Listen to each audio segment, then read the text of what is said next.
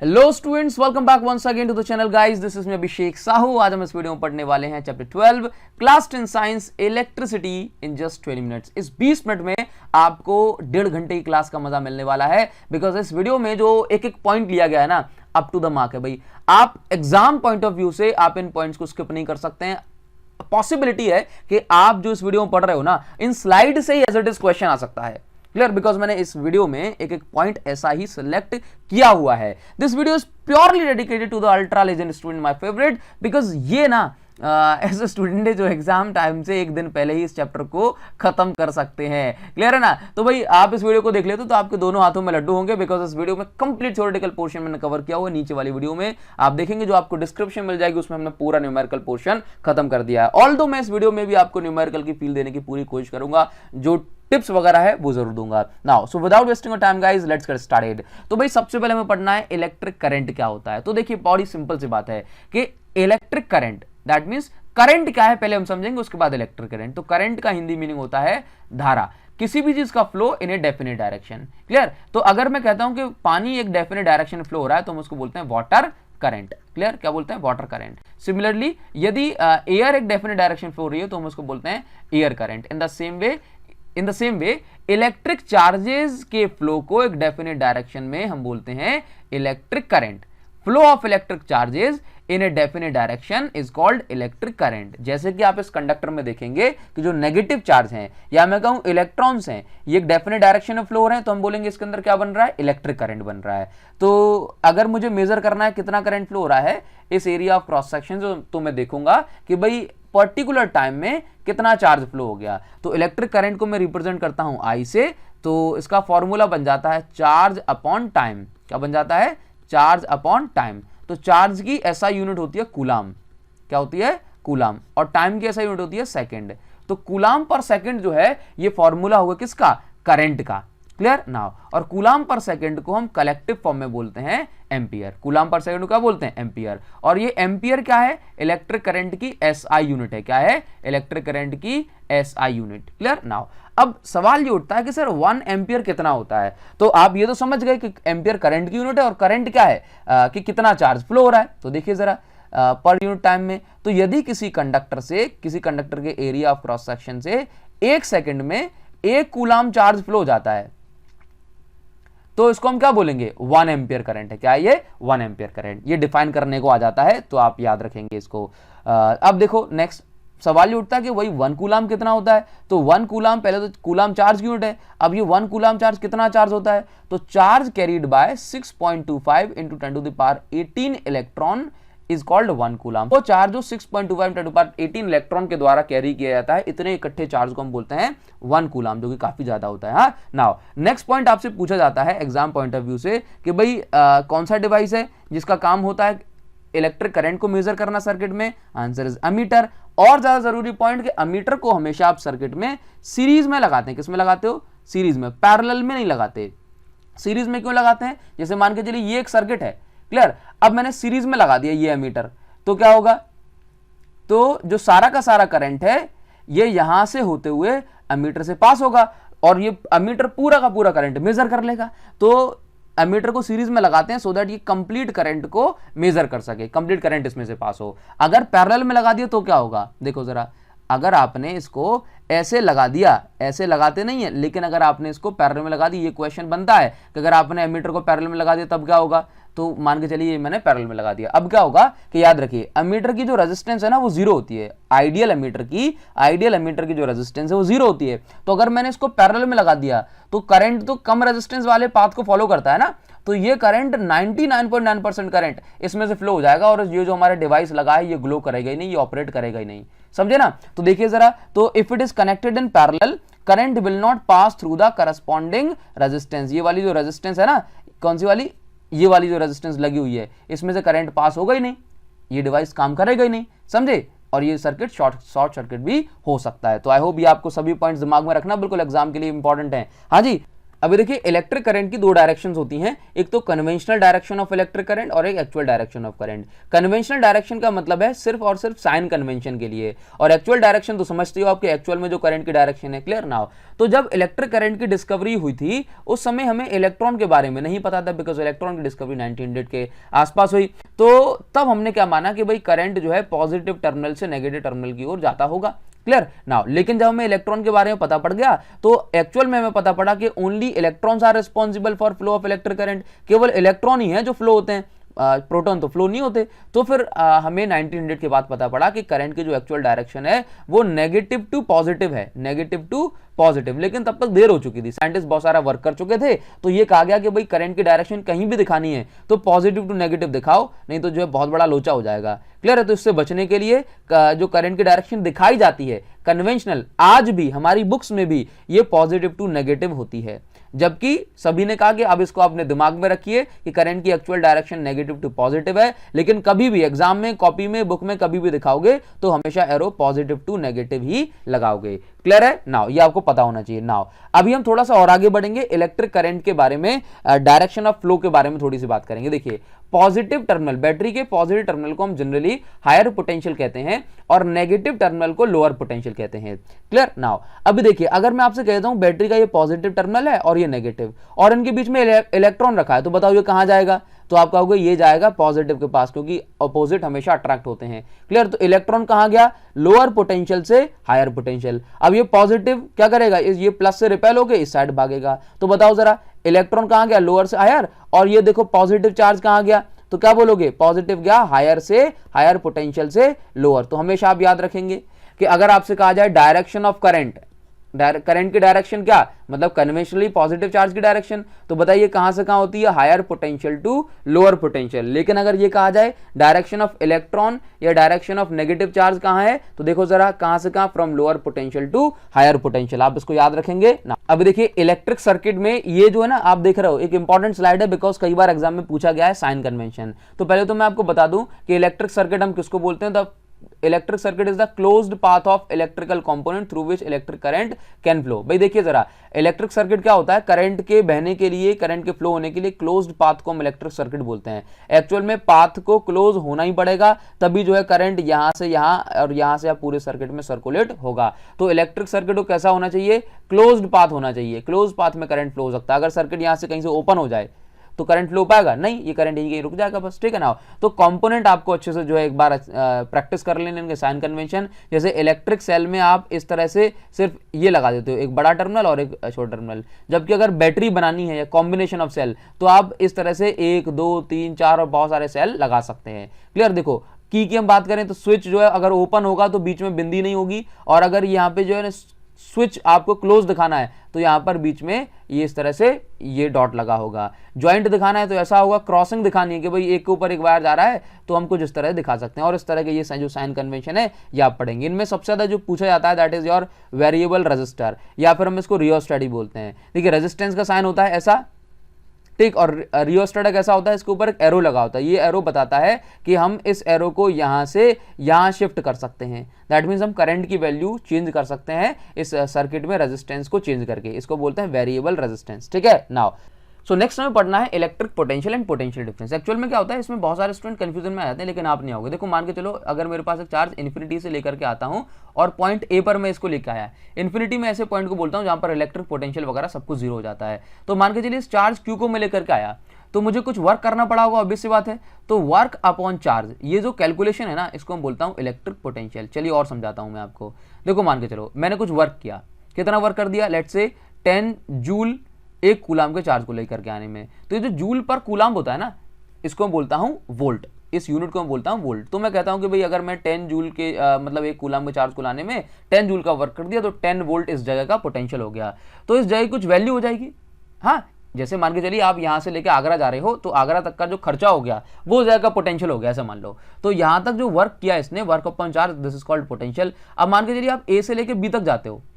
Clear? ए से लेके आप बी तक जाते हो तो आपको कुछ और वर्क करना पड़ेगा, तो इस जगह का कुछ और पोटेंशियल हो जाएगा। तो अगर आप ए और बी की बात करते हो तो इन दोनों के पोटेंशियल में कुछ डिफरेंस है, तो मैं इसको बोलता हूं पोटेंशियल डिफरेंस। क्लियर नाउ, तो अगर मैं सिर्फ पॉइंट ए पर आया हूं इन्फिनिटी से तो मैं इसको बोलूंगा इलेक्ट्रिक पोटेंशियल, और अगर ए से बी तक आ गया हूं तो मैं इसको बोलूंगा electric potential difference. Clear now, और समझाता हूं। जैसे मान के चलिए कि अगर मेरे पास एक कंडक्टर है, क्या है, एक कंडक्टर, और इस कंडक्टर में मैंने एक बैटरी कनेक्ट करा दी। बैटरी पढ़ते हो ना आप सिलेबस में, तो इस कंडक्टर के एंड ए से बी तक मुझे करंट फ्लो कराना है, तो चार्जेस ट्रांसफर करने पड़ेंगे ना, ए से लेके बी तक चार्ज भेजना पड़ेगा, तो उस चार्ज को भेजने में मुझे कुछ वर्क करना पड़ेगा। क्लियर है? अब एक पॉइंट से दूसरे पॉइंट तक भेज रहा हूं तो इस वर्क, तो इसको मैं बोलूंगा del V, that means potential difference. क्या बोलूंगा? Potential difference. तो पोटेंशियल डिफरेंस कौन मेंटेन कर रहा है? ये बैटरी मेंटेन कर रही है। क्लियर है? नाउ तो अब आपको समझ में आ गया होगा। तो पोटेंशियल डिफरेंस का फॉर्मूला क्या बन, पोटेंशियल फॉर्मूला क्या है? Work upon charge. जब आप किसी चार्ज को इन्फिनिटी से किसी पॉइंट तक लेकर के आते हो तो हम इसको बोलते हैं इलेक्ट्रिक पोटेंशियल। इसकी एसआई यूनिट होती है वोल्ट। क्या होती है? वोल्ट। इलेक्ट्रिक पोटेंशियल डिफरेंस को हम वोल्टेज भी कहते हैं, यूनिट क्या है? Volt. Now electric potential difference क्या है? Amount of work done from one point to another. A से बी तक जा रहे हो तो इलेक्ट्रिक पोटेंशियल डिफरेंस, इन्फिनिटी से ए तक आ रहे हो तो इलेक्ट्रिक पोटेंशियल। तो फॉर्मूला क्या बन जाएगा? Del V is equal to W upon Q. समझ में आ रहा है? नाउ इलेक्ट्रिक सेल या बैटरी जो है पोटेंशियल डिफरेंस को मेंटेन करती है, और सेल किस चीज का सोर्स होती है? Source of energy. Electric cell या बैटरी इलेक्ट्रिक चार्ज का सोर्स नहीं होती, एनर्जी का सोर्स होती है। आप याद रखेंगे, ठीक है ना, क्योंकि ये इस इलेक्ट्रॉन्स को एनर्जी देती है कि ए पॉइंट से बी पॉइंट तक पहुंच जाए। ठीक ना, वोल्ट मीटर को हमेशा पैरेलल में कनेक्ट करते हैं, सीरीज में कनेक्ट नहीं करते। रीजन मैं आपको यहां पर बता देता हूं। एक्चुअल में क्या होता है कि मान के चलिए ये मेरे पास एक सर्किट है, ठीक, ये रेजिस्टेंस है। अभी मुझे मेजर करना है, देखो मैंने करंट फ्लो कराऊंगा यहां से ए से लेके बी तक, तो कुछ वर्क करना पड़ेगा इस बैटरी को।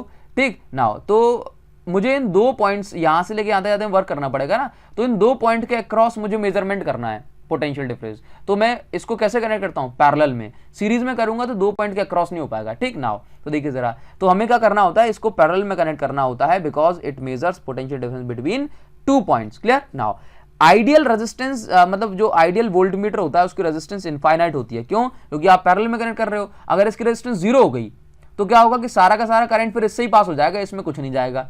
समझे ना? चलिए, तो connected in series current in circuit will become zero. समझ गए? समझ गए? सीरीज में कनेक्ट कर दिया। अच्छा, तो अगर आपने सीरीज में कनेक्ट कर दिया तो क्या होगा?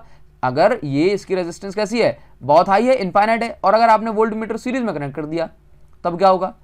हाई रेजिस्टेंस होने के कारण ये पूरे के पूरे करंट को ब्लॉक कर जाएगा। क्लियर है? नाउ तो देखिए जरा, what is the cause of potential difference. तो अच्छा, इन बैटरी आपसे कहा जाए what is the cause of potential difference, तो आप बोलेंगे बैटरी। और पूछा जाए कि what is the cause of potential difference in battery, तो क्या बोलोगे? Chemical reaction in cell. Chemical reaction in cell. Clear है? Now what is the direction of flow of electron due to potential difference, तो electron flow की direction lower potential to higher potential. Clear है? याद रखें, current flow की higher potential to lower potential. जैसे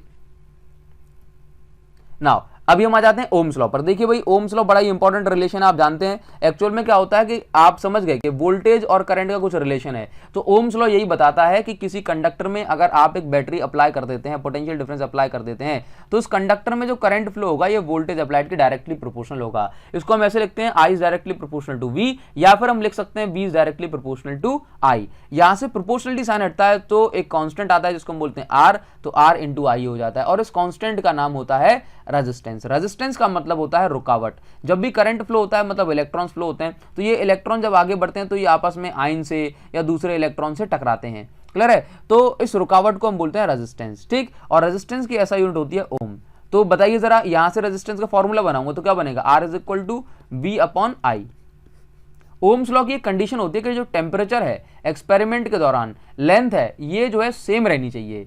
क्यों? क्योंकि अगर टेम्परेचर आपने बढ़ाया तो एनर्जी बढ़ने से यहां पर क्या हो जाएगा? और ज्यादा कोलिजन होगा, मतलब और ज्यादा इलेक्ट्रॉन टकराएंगे, और ज्यादा इलेक्ट्रॉन टकराएंगे तो और ज्यादा रुकावट होगी। तो एक पॉइंट यहां पे मिल जाता है, टेम्परेचर बढ़ाओगे तो टेम्परेचर बढ़ने से जो है इसके अंदर एनर्जी बढ़ेगी, इलेक्ट्रॉन और ज्यादा टकराएंगे तो जो रुकावट होगी वो और ज्यादा बढ़ेगी। दैट मींस टेम्परेचर बढ़ाने से जो रेजिस्टेंस होती है ये बढ़ जाती है। तो देखिए जरा, 1 ओम क्या होता है? V upon I। तो देखो ऊपर V नीचे I, तो 1 वोल्ट पोटेंशियल डिफरेंस अप्लाई करने से अगर 1 एम्पियर करंट फ्लो हो रहा है तो इतनी रेजिस्टेंस को हम बोलते हैं 1 ओम। इसका रिप्रेजेंटेशन क्या है? 1 ohm. Clear? Now BI graph for ohmic and non ohmic conductor. याद रखिए भाई, वो कंडक्टर जो ओम्स लॉ को फॉलो करते हैं, जो ओम्स लॉ को फॉलो करते हैं उनको हम बोलते हैं ओमिक कंडक्टर। वो कंडक्टर जो ओम्स लॉ को फॉलो नहीं करते हैं उसको बोलते हैं नॉन ओमिक कंडक्टर। तो भाई देखिए जरा, B और ये I, ये VI ग्राफ पूछा जाता है। तो VI ग्राफ ये किसके लिए? ओमिक कंडक्टर के लिए। ऐसा बनता है। इसमें जो स्लोप होता है, क्या slope of V I graph क्या बताता है, रेजिस्टेंस बताता है। Clear now. और अगर मैं नॉन ओमिक कंडक्टर की बात करूं तो ये देख रहे हो ये लीनियर है, लेकिन नॉन ओमिक कंडक्टर में ये कर्व जो है, ये जो वी आई ग्राफ है ये कर्व होता है। कैसा होता है, कर्व्ड बनाया जाता है। नाउ अभी देखिए, आप मुझे बताओ कि रेजिस्टेंस क्या है, इन दोनों का स्लोप बता रहा है।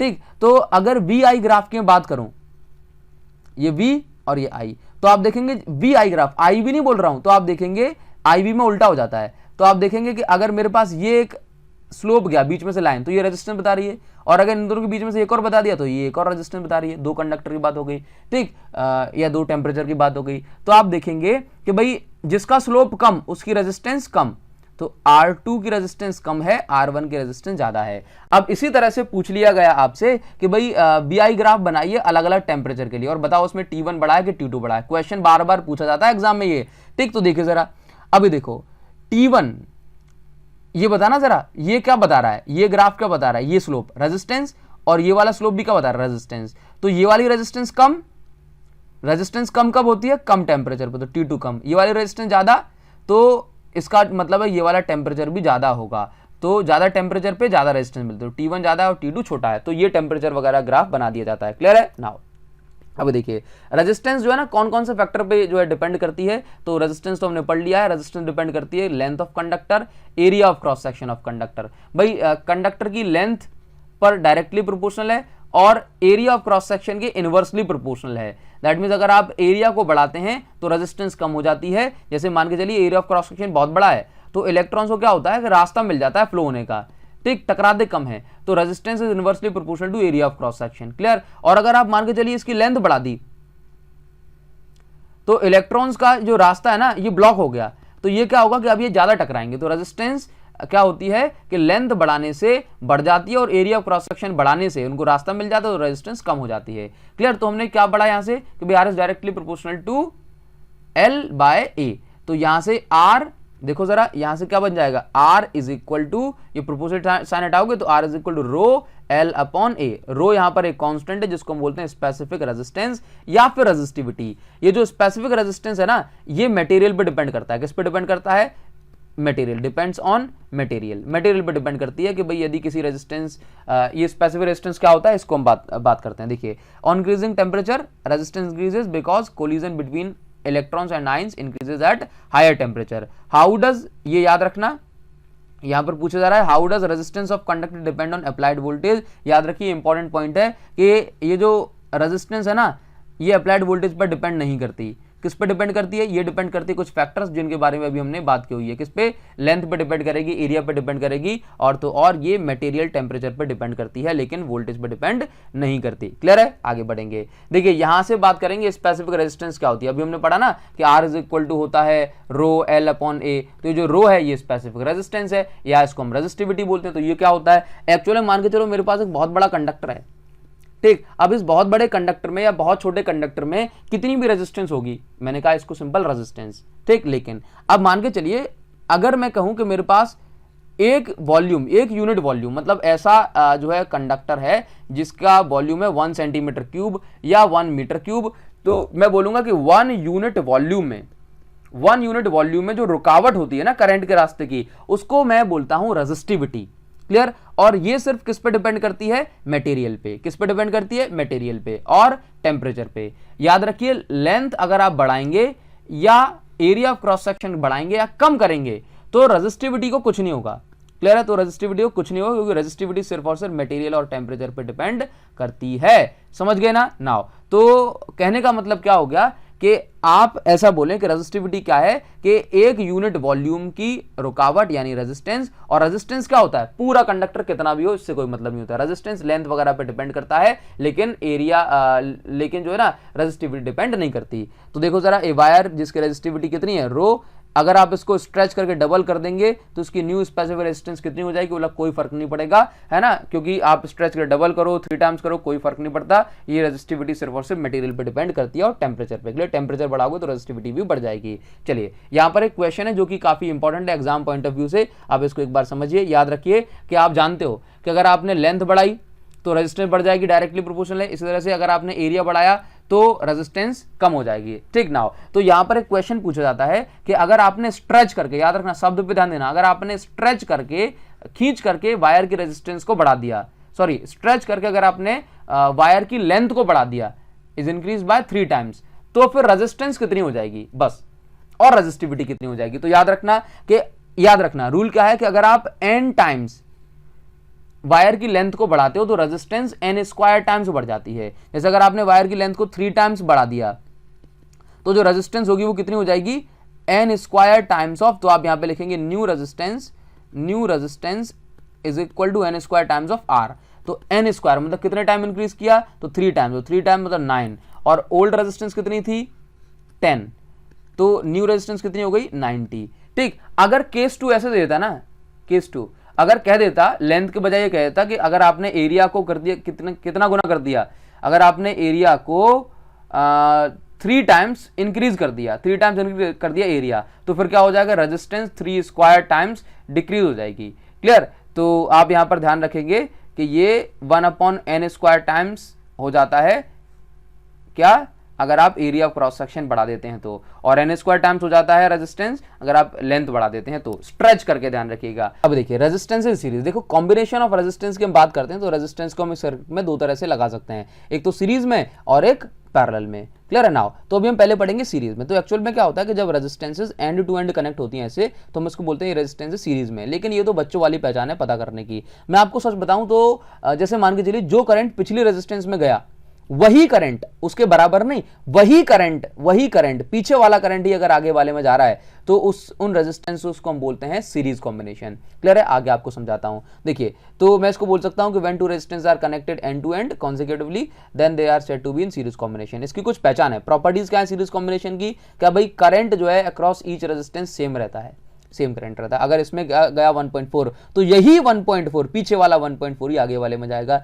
यही आगे वाले में जाएगा। Clear now. तो इस सीरीज कॉम्बिनेशन में करंट सेम होता है लेकिन पोटेंशियल जो चेंज होता है हर रेजिस्टेंस के अक्रॉस चेंज हो जाता है। जैसे मान के चलिए पोटेंशियल का फॉर्मूला क्या होता है, I इंटू आर। तो जब जब करंट के रास्ते में रेजिस्टेंस आएगी, I के रास्ते में आर आएगा, पोटेंशियल चेंज हो जाएगा। तो कोई बात नहीं है। पोटेंशियल ड्रॉप क्या होता है, हर रेजिस्टेंस में होता है और पोटेंशियल जो है चेंज होता रहता है। Now net resistance is greater than individual resistance. Actual में क्या होता है कि मान के चलिए आपने 3 रेजिस्टेंस लगा दी, R1 R2 R3, तो हम इन तीनों का जो नेट इफेक्ट दिखेंगे ना वो कैसे निकालते हैं, इसको हम बोलते हैं इक्विवेलेंट रेजिस्टेंस भी। तो क्या होता है R1 plus R2 plus R3, ये नेट रेजिस्टेंस क्या होती है, इंडिविजुअल रेजिस्टेंस सम होती है। तो अगर जब आप इनको इकट्ठा करेंगे ना तो ये इंडिविजुअल रेजिस्टेंस से ज्यादा आएगा। क्लियर। तो हमने बोला net resistance greater than individual resistance, यही इक्विवेलेंट रेजिस्टेंस का फॉर्मूला होता है। नाउ सीरीज कॉम्बिनेशन को हम हाउस होल्ड सर्किट में यूज नहीं करते हैं क्योंकि अगर एक भी जो है बल्ब फ्यूज हो गया या एक भी रेजिस्टेंस खराब हो गई इसमें से तो करंट अब फ्लो नहीं करेगा। ये बीच में से ब्रेक हो गई तो ना तो करंट इसमें आएगा ना ही करंट इसमें। बोला सर इसमें आ सकता है ना, नहीं, बीच में सर्किट ओपन हो गई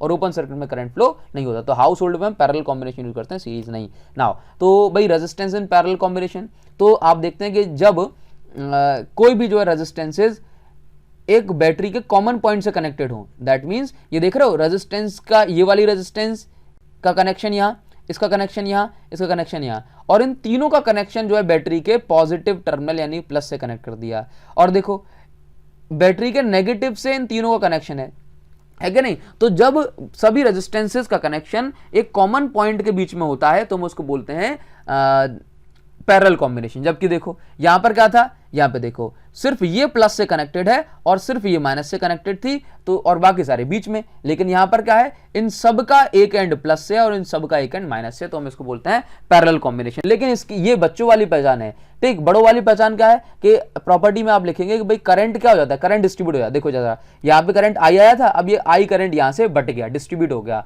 तो याद रखिए जहां से भी करंट डिस्ट्रीब्यूट हो जाएगा, जहां से भी करंट डिस्ट्रीब्यूट हो जाएगा वहां से पैरेलल सर्किट जो है आपकी स्टार्ट हो जाएगी। समझाऊंगा कैसे। देखिए पोटेंशियल डिफरेंस क्या होता है, क्योंकि बैटरी, ये तीनों बैटरी से डायरेक्टली कनेक्टेड है ना, तो जितना पोटेंशियल डिफरेंस बैटरी का होगा ना यहाँ पे उतना ही पोटेंशियल इन तीनों का होगा, लेकिन सेम। तो पोटेंशियल डिफरेंस कैसा होता है, 2 पॉइंट के बीच में हमेशा सेम होता है, पिछले बार अलग अलग हो रहा था। तो net resistance always smaller, net resistance हमेशा कैसी होती है, स्मॉलर। जैसे मान के चलिए 3 रेजिस्टेंस पैरेलल में लगी है, 10, 10 और 5। ठीक, जब आप इसको सॉल्व करोगे ना, जब आप इसको सॉल्व करोगे तो हमेशा आंसर छोटी वाली रेजिस्टेंस से कम आएगा। हमेशा आंसर छोटे वाले रेजिस्टेंस कम आएगा। इसका आंसर 2.5 आ गया, 3 आ गया, लेकिन सबसे छोटी वाली से कम आए। जैसे मान के चलो 2, 3, 6, 1 ये रेजिस्टेंस है पैरेलल में। हाँ, तो अगर आप इसका जो पैरेलल कॉम्बिनेशन में इक्विवेलेंट रेजिस्टेंस निकालोगे ना तो आंसर 1 से भी छोटा आएगा। ये इसकी पहचान होती है, हमेशा आप याद रखेंगे इसको। ठीक, और आगे बढ़ेंगे तो इसका हम यूज करते हैं हाउस होल्ड सर्किट में, घरों में, इंडस्ट्रीज में हम इसका यूज करते हैं कि मान के चलिए अगर बीच में से R2 खराब भी हो गई, एक डिवाइस हमारा खराब भी हो गया, ठीक, जैसे कि पंखा कूलर कुछ भी खराब हो गया, तो फिर क्या होता है कि बाकी रेजिस्टेंसेस में तो करंट जाता रहेगा और इसमें से करंट नहीं जाएगा। क्लियर है ना? तो इसलिए हम इसको हाउस होल्ड सर्किट में यूज कर लेते हैं। और इक्विवेलेंट रेजिस्टेंस फॉर्मूला क्या होता है पैरेलल कॉम्बिनेशन में? 1/R1 + 1/R2, मतलब फॉर्मूला बन जाता है 1/R is equal to 1/R1 + 1/R2 + 1/R3, और ये इस तरह से सो ऑन 1/Rn तक हो जाता है। क्लियर है? Now which combination is used in parallel combination, मतलब हाउस होल्ड सर्किट, तो आप इसका आंसर लिखेंगे parallel combination, parallel combination. Clear है? नाउ अब देखिए इस क्वेश्चन में आपको समझा देता हूं किस तरह से हम सीरीज और पैरेलल कॉम्बिनेशन को पहचानते हैं। देखिए तो यहाँ पर क्या होता है, जैसे मान के चलो इसी सर्किट को मैं सिंप्लीफाई करके बताता हूं, ऑल्दो हम इसको आसानी से ऐसे नहीं समझ पाएंगे कौन सीरीज में कौन पैरेलल में, इससे भी बड़ी कॉम्प्लेक्स सर्किट आती है। तो आप जो मेन कॉन्सेप्ट में आपको बता रहा हूँ आप यहाँ समझ सकते हैं। देखिए तो यहाँ पर एक बैटरी लगी हुई है, लगा दी हमने। क्लियर? नाउ अभी ये करंट I1 यहाँ से फ्लो हुआ। क्लियर? अब देखो I1 करंट यहाँ पहुंचा तो उसको दो रास्ते मिल गए, एक I2 और एक I3, इन दो रास्तों में ये बढ़ गया। क्लियर? तो देखो जरा, तो जहां से करंट बढ़ जाए मतलब डिस्ट्रीब्यूट हो जाए वही जो है पैरेलल में आ जाती हैं ब्रांचेस। तो पहले करंट गया R1 के अंदर कितना है I1 करंट। अब इसके बाद ये करंट जो है दो रास्ते में चला गया, तो मैंने यहां से दो रास्ते बना दिए। एक रास्ते में सिर्फ R2 है तो मैंने R2 बना दिया, इसमें करंट गया I2। अब देखो एक रास्ते में R3 है और जो करंट R3 से पास हो रहा है वही करंट R4 से, तो R3 और R4 सेम करंट कैरी कर रहे हैं, तो इन दोनों को हम सीरीज में बोलेंगे। और इसके बाद ये दोनों जो है ब्रांचेस जोड़ जाते हैं, तो हमने इनको जोड़ दिया और इसके बाद इसको बैटरी से कनेक्ट करते तो बन गई सिंप्लीफाइड सर्किट। इन दोनों को पैरेलल में कनेक्ट करके जो है काम हो जाएगा। ठीक, तो इसी तरह से जो डिस्क्रिप्शन में लिंक दी गई है आप उसको देखें, आपको बहुत सारे न्यूमेरिकल्स कराए गए हैं उसमें। क्लियर है? नाउ आगे बढ़ेंगे, थोड़ा सा हीटिंग इफेक्ट ऑफ करंट जानेंगे। एक्चुअल में क्या होता है, देखो मैं आपको बताऊं कि हम जो अपने डेली लाइफ में बहुत सारे डिवाइसेस देखते हैं वो हीटिंग इफेक्ट ऑफ करंट पर बेस्ड हैं। अभी हीटिंग इफेक्ट ऑफ करंट क्या होता है कि जैसे मान के चलिए कोई भी कंडक्टर है मेरे पास, अब उस कंडक्टर में से अगर करंट फ्लो होगा तो उस कंडक्टर में से अगर करंट फ्लो होगा तो इलेक्ट्रॉन्स आयंस वगैरह कोलिजन होगा। तो जब भी किसी कंडक्टर में करंट फ्लो होता है तो due to collision between electrons and ions वहां पर हीट जनरेट होती है और हम इस प्रोसेस को बोलते हैं heating effect of electric current. Clear? Now तो heating effect of electric current alloys में बहुत ज्यादा होता है, इन लाइंस को आपको नहीं पढ़ना। ठीक है, heating effect of electric current किस में होता है? अलॉयज में बहुत ज्यादा होता है। क्यों? क्योंकि अलॉयज जो होते हैं ना, अलॉयज कॉम्बिनेशन होते हैं metal plus metal, metal plus non metal का। क्लियर? जबकि मेटल में फ्री इलेक्ट्रॉन होते हैं तो आसानी से जो है इलेक्ट्रॉन आगे बढ़ते रहते हैं, लेकिन अलॉय में फ्री इलेक्ट्रॉन्स नहीं होते, तो क्या होता है कि ये बहुत ज्यादा टकराने के बाद जो है आगे बढ़ते हैं। तो हीटिंग इफेक्ट क्या होता है? हीटिंग इफेक्ट ज्यादा किस में होता है? अलॉय में होता है, बिकॉज इनकी जो रेजिस्टिविटी है ये काफी हाई होती है। आपने देखा होगा जैसे कि ये जो है ना रूम हीटर है। क्लियर? तो इसमें जो वायर यूज हुआ है या नॉर्मल जो हीटर आप देखते हैं उनमें जो वायर यूज होते हैं ये वायर नाइक्रोम वायर होता है, निकेल प्लस क्रोमियम का जो है ये अलॉय है। तो इसकी रेजिस्टिविटी बहुत ज्यादा है और इसका आप देखेंगे कि जो है ना जो भी करंट आप फ्लो कराते हैं इससे इस करंट में जो है हीटिंग होती है और हम जो इस पर अपने हाथ सेक सकते हैं, खाना वाना बना सकते हैं, ये सारे काम हम कर सकते हैं। नाउ इसके अलावा जो हीटिंग इफेक्ट जो होता है इसका जो फॉर्मूला होता है हीटिंग का, that is I² RT। Clear? और हम इसको बोलते हैं जूल्स लॉ ऑफ हीटिंग। क्या बोलते हैं? Joules law of heating. तो क्वेश्चन ये भी पूछा जाता है कि भाई इलेक्ट्रिक आयन जो होती है वो तो गर्म हो जाती है लेकिन वायर गर्म नहीं होता। हाँ, जिस वायर से हम बोर्ड से कनेक्शन लेते हैं तो वायर जो है ना मेटल का बना होता है और जो हीटिंग एलिमेंट इलेक्ट्रिक आयन के अंदर होता है, मतलब प्रेस के अंदर जो होता है ये अलॉय का होता है और अलॉय की रेजिस्टिविटी बहुत हाई होती है। ये आप इसके आंसर में लिखेंगे। इमर्शन रॉड, पानी गर्म करने वाली रॉड जो होती है, इसके अंदर भी क्या होता है? इसके अंदर भी ये भी जो है अलॉय का बना होता है, तो करंट इसमें फ्लो होता है, तो इस करंट से इसमें हीटिंग होती है। क्लियर है? नाउ आगे बढ़ जाएंगे। नेक्स्ट जो हमें पढ़ना दैट इज इलेक्ट्रिक फ्यूज। अभी इलेक्ट्रिक फ्यूज का है ना हीटिंग इफेक्ट ऑफ करंट का एक प्रैक्टिकल एप्लीकेशन आप समझ सकते हैं। इसका काम होता है सर्किट को हैवी करंट से बचाना। क्या करना? सर्किट को हैवी करंट से बचाना, करंट को उसकी औकात में, लिमिटेशन में रखना। एक्चुअल में क्या होता है, जैसे मान के चलिए मेरे घर में अगर 10 एम्पियर से ज्यादा करंट जो है मुझे नहीं चाहिए तो मैं इसमें एक फ्यूज वायर लगाऊंगा 10 एम्पियर रेटिंग वाला। क्लियर है? मतलब फ्यूज लगाऊंगा। ये फ्यूज का काम होता है मेन सर्किट पे लगाना, मतलब जहां से हमारे घर का जो है ना मेन बोर्ड स्टार्ट होता है ना वहीं पे इस फ्यूज को लगा दिया जाता है। जैसे आपने घर में कटआउट देखे होंगे, ये मेन स्विच पे लगाए जाते हैं मेन बोर्ड पे। तो अभी क्या होता है कि इसमें जो वायर यूज होता है ये वायर मेनली बना होता है लेड प्लस टिन का। किसका? ये वायर बना होता है लेड प्लस टिन, अलॉय का बना होता है। और इस वायर को ऐसे जो है ना लेड प्लस टिन की कॉम्पोजिशन ऐसे रखी जाती है कि ये इसका जो मेल्टिंग पॉइंट है, क्या इसका मेल्टिंग पॉइंट बहुत लो होता है। कैसा होता है? लो। तो जैसे ही अगर 10 एम्पियर से ज्यादा करंट इसमें फ्लो होने की कोशिश करेगा, करंट ज्यादा फ्लो होने से हीटिंग ज्यादा होगी और ये अपने मेल्टिंग पॉइंट, क्योंकि लो रखा जाता है ना, तो कहीं से भी ये ब्रेक हो गया, लो मेल्टिंग पॉइंट होने के कारण से कहीं से ब्रेक हो गया तो भाई करंट जो अब आगे नहीं बढ़ पाएगा और हैवी करंट से हमारे जो सर्किट, जो घर के जितने भी डिवाइसेस होंगे ये बच जाएंगे। तो कटआउट वगैरह में आप देखते हैं कई बार वायर जल जाता है, बोला हाई वोल्टेज करंट आने से। क्यों? तो क्या करता है वो, बाकी घर के जो डिवाइसेस हैं उनको बचा लेता है। ये कहाँ लगाया जाता है? ये हमेशा सर्किट की सीरीज में लगाया जाता है, ताकि जो सारा का सारा करंट है इसके थ्रू ही होकर गुजरे, है ना। और जब भी हैवी करंट आए तो इस सारा का सारा करंट यहीं से जो है ब्रेक हो जाए। तो एक्चुअल में क्या होता है कि भाई हमारा ये सिर्फ 2-5 रुपए का फ्यूज खराब होता है, हमारे टीवी एलईडी वगैरह कुछ भी खराब नहीं हो पाते। Clear now? तो कितना जो है वायर जो है की थिकनेस या लेंथ रखेंगे, इससे हमारी जो है मैक्सिमम करंट की वैल्यू डिसाइड होती है। तो आई होप आपको ये समझ में आ रहा होगा। अब देखिए इलेक्ट्रिक पावर, देखो इलेक्ट्रिक पावर और इलेक्ट्रिकल एनर्जी का जो है हमारा एक और जो है छोटा सा टॉपिक है। इस पर जो न्यूमेरिकल तो हमने करे हुए हैं और मैं आपको ऑलरेडी बता चुका हूं, डिस्क्रिप्शन में लिंक है, उसको आप एक बार चेक कर लें। देखिए electric power and electrical energy ये क्या होता है? तो पावर का मतलब क्या होता है? Rate at which work is done, मतलब रेट ऑफ डूइंग वर्क। तो मान के चलिए ये मेरे पास एक रेजिस्टेंस लगी हुई है और यहाँ पर जो है एक बैटरी लगी हुई है। रेजिस्टेंस मतलब पंखा वंखा कुछ भी हो सकता है। तो बैटरी को क्या करना है? इस पंखे को चलाना है, मतलब इस बैटरी को एनर्जी सप्लाई करनी है, तभी तो हमें कुछ वर्क मिल पाएगा। तो पावर क्या होता है? Work upon time. पावर क्या होता है? Work upon time. तो वर्क को मैं क्या लिखता हूँ?